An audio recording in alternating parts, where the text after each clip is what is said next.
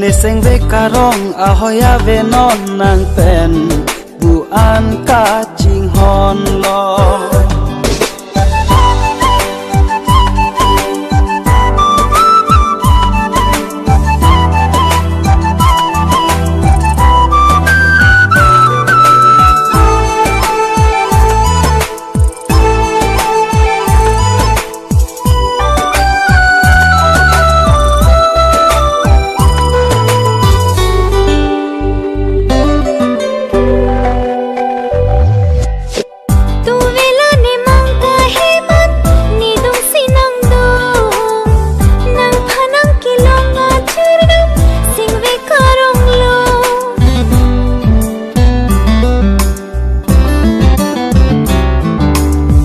do thek the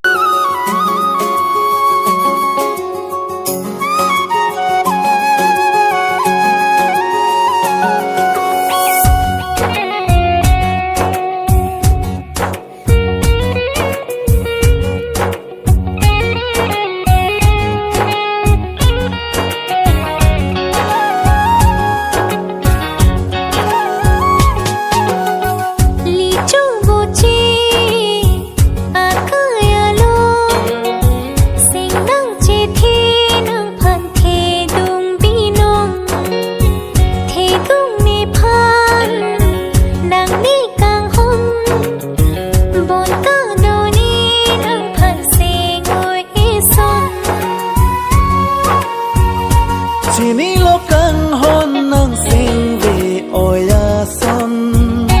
Chemun thi dam lo ne ke chok che ya son Sing tu ben nang sing ve Ponde lo nang ne sing ve Samanim ben kai ke Kelan ver nang pene ke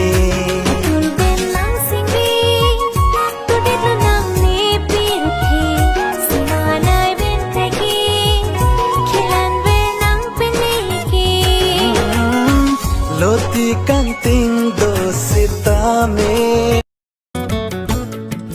Jong si klen thek thek kirim pen kibi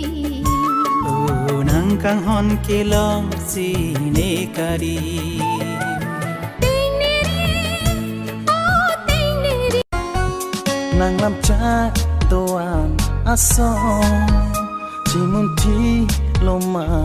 obong Nilam cha doan asun Chiting ning